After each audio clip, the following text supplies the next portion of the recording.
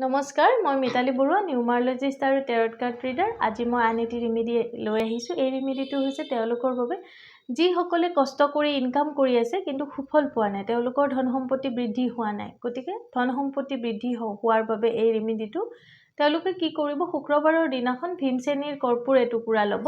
ভীমসেনী কৰ্পূৰ হৈছে এটুকুৰা, এইটো অনলাইনতো উপলব্ধ, আপোনালোকে ভীমসেনী কৰ্পূৰ চাৰ্চ কৰিলে পাই যাব।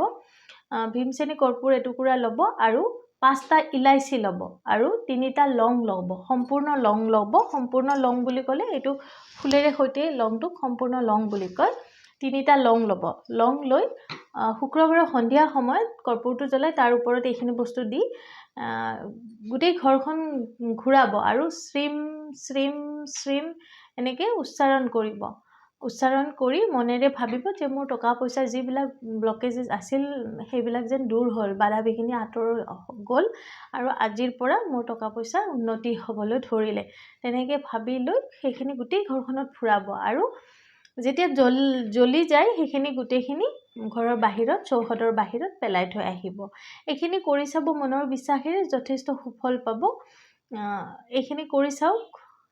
ধন্যবাদ। ৰাধে ৰাধে।